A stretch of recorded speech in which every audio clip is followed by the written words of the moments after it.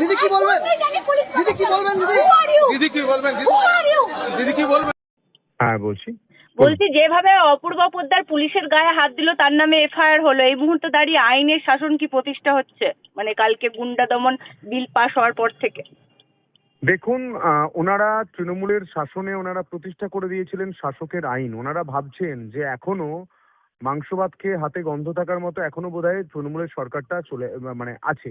কিন্তু ওনারা বুঝতে পারছেন না তৃণমূল বিদায় হয়ে গিয়েছে, তৃণমূলের সরকার চলে গিয়েছে, মানুষ তাড়িয়ে দিয়েছে।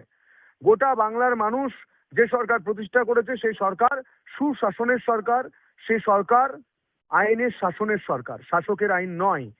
আগে যেভাবে তৃণমূলের জ্যাকেট পরে পুলিশকে মারধর করা যেত, পুলিশকে সরিয়ে দেওয়া যেত, পুলিশের দিকে ইট পাটকেল ছোড়া হতো, সেই সময় ইতি যে ঘটনা ঘটিয়েছেন উনি, তার জন্য ইমিডিয়েটলি পুলিশের উচিত, আমার মনে হয়, আমি কোনো সাজেশন দিচ্ছি না, আমি কোনো অর্ডার দিচ্ছি না, আমার মনে হয় যেটা খুব অন্যায় হয়েছে, এর এর যথাযুক্ত শাস্তি হওয়া প্রয়োজন।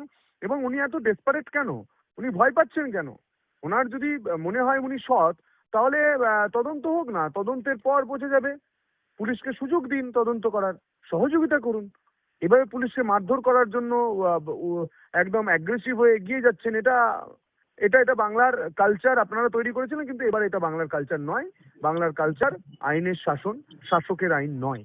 কিন্তু উনি বারবার করে বলছেন আমার কোনো প্রোটেকশন চাই না। কেন পুলিশ, কেন পুলিশ পুলিশের দিকে এগিয়ে যাচ্ছেন এইভাবে? আরো আরেকজনকে দেখলাম নোংরা ভাষায় গালাগালি করছে পুলিশকে। তার মুখ আসলে কেটে নোংরা যারা ড্রেনের মতো বা নোংরার মতো ভাবে, তাদের তো এই কালচার হবে।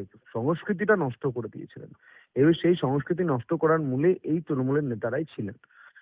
উনি তৃণমূলের সাংসদ ছিলেন আরামবাগে। সেই সময়কার উনি কি কাজ করেছেন তা নিয়েই উনার দলের যারা রয়েছেন তারাই প্রশ্ন তুলেছিলেন। তো এই বিষয় নিয়ে আর কি বলবো, আমরা তখন দেখেছি, আমি তখন সাধারণ মানুষ হিসাবে দেখেছি, আমি ছাত্র হিসাবে দেখেছি, আমি সাংবাদিক হিসাবে দেখেছি, যে ওনার ভূমিকা আমরা দেখেছি। নতুন করে বলার কিছু নেই। তৃণমূল মানেই চোর, তৃণমূল মানেই ডাকাত, তৃণমূল মানেই মানে গুন্ডা, এই ছবি আমরা গোটা বাংলা জুড়ে দেখেছি। উনি সেই সংস্কৃতি বহন করে চলেন। আমি তাই উনি বলছি, এই যে ভাবছেন তদন্তে বাধা দেওয়ার একটা রীতি হয়ে দাঁড়িয়েছে। উনি আফরিন আলী, অপরূপা পোদ্দার ওরফে আফরিন আলী, কার্যত এই যে আফরিন আলী তো উনি কোনোদিন ব্যবহারই করতেন না, খাতায় কলমে ছিলেন ওনার নাম। এই যে মানুষকে বোকা দেখুন বানানো,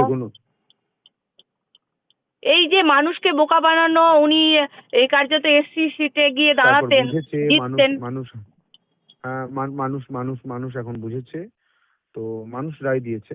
তো ওনার ব্যক্তিগত বিষয় নিয়ে উনি কিভাবে বোকা বানিয়েছেন তা নিয়ে এখন আমরা ভাবিত নই। আমরা ভাবিত সামনে আমার বিধানসভা নিয়ে, আমি ভাবিত শ্রাবণী মেলা নিয়ে, আমি আমার বিধানসভায় ভাবিত আমার হাসপাতাল, ফায়ার ব্রিগেড এইসব নিয়ে, এবং বাকি বিজেপির যারা বিধায়ক রয়েছেন, যারা নেতারা রয়েছেন, তারা ভাবিত বাংলার উন্নয়ন নিয়ে।